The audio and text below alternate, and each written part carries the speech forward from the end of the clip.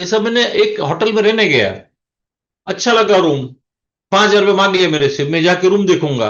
अगर मुझे लगा कि नहीं रूम 5,000 की वर्थ है तो मैं खरीदूंगा।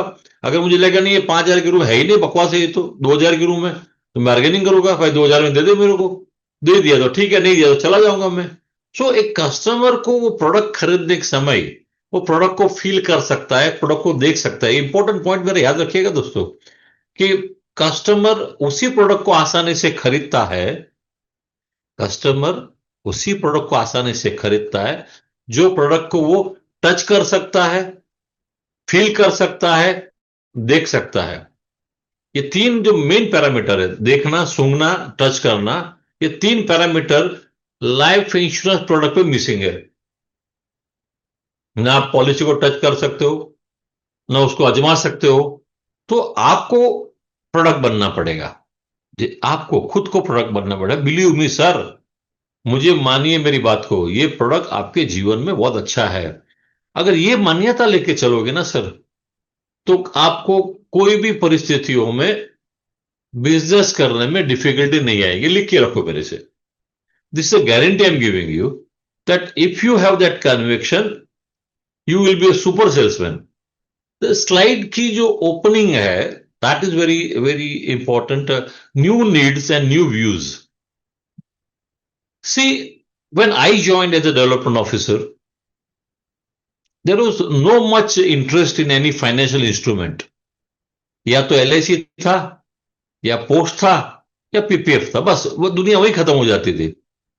इन्वेस्टमेंट की दुनिया एक आम इंसान के लिए, एक आम भारतीय नागरिक के लिए तीन प्रोडक्ट थे, या तो एलआईसी लो, या पीपीएफ लो, या पोस्ट पे जाओ। तो सबके प्रोडक्ट की जो रिटर्न थी मोर और लेस कंपेटेबल थी, यानी कोई ऐसा नहीं था कि कोई 15% था, कोई 5% था। मोर और लेस ऑल आर मोर और less giving same return. But over a period of time, slowly slowly लोगों की इकोनॉमिक पोजीशन सुधरती गई, लोगों की विजन सुधरती गई, लोगों ने ऑल और ट्रैवल करना चालू किया। और फिर सबसे इंपॉर्टेंट जो आपके जीवन में परिवर्तन आया, वो आया इंटरनेट। किसी जमाने में जो हम खाते थे, पीते थे, जो पहनते थे, वो सारे चीजों में बदलाव आ गया। तो फिर एलआईसी में क्यों नहीं आना चाहिए, लाइफ इंश्योरेंस इंडस्ट्री में क्यों नहीं आना चाहिए? तो 1999 के बाद में जो बदलाव आया, उससे ज्यादा बदलाव लास्ट 4 सालों में आया, specially after corona. All the insurance companies have become aggressive, and everybody wants to take a good market share. And believe me, they are doing wonderfully well. आप बोलते हैं एलआईसी तो बहुत अच्छी company, agreed, but LIC last 60-70 साल से चल रही है मार्केट में, और ये जो आई है 10-12 साल से आई है, and the way they are catching up with us is very worrisome. The simple reason is कि आप अच्छे हैं, आप बड़े हैं, बट आप 70 साल से तो यहां गड़े हुए हैं ना। आप 1957-56 से गड़े हुए हैं यहां पर। ये जो आई है कंपनी, गए 10 साल में उनका ग्रोथ हो रहा है, स्पेशली अलग अपने कॉम्पिटिटर्स हैं, तो उन्होंने जो क्वांटम जंप मारना चालू किया गए 5-6 साल में after corona, they are leaps and bound आगे बढ़ रहे हैं। तो सवाल ये होता है कि वो क्या बेचते हैं जो हम नहीं बेच पा रहे हैं, वो इतना फास्ट कैचअप कर रहे हैं हमको।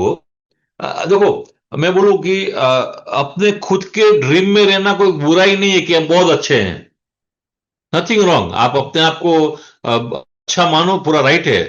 मगर ये भूलो भूलो मत कि सामने वाला हमसे अच्छा कर रहा है, तो उसका कारण ढूंढो, अच्छा क्यों कर रहा है। द सिंपल रीजन इज कि हमारे सेल्स टेक्निक चेंज नहीं हुई, हमारे एजेंट का माइंडसेट चेंज नहीं हुआ, हमारे प्रोडक्ट के अंदर का जो इनोवेशन है उसको हम ठीक से लेके नहीं जा पा रहे क्लाइंट के पास में। और ये जो कमियां है, वो कहीं ना कहीं हमारी ही कमियां है, क्योंकि as a corporation they are doing lot of expenses for marketing. But जैसे वो प्रोडक्ट हमारे पास में आता है, वो सडनली वो फुस्ट हो जाता है।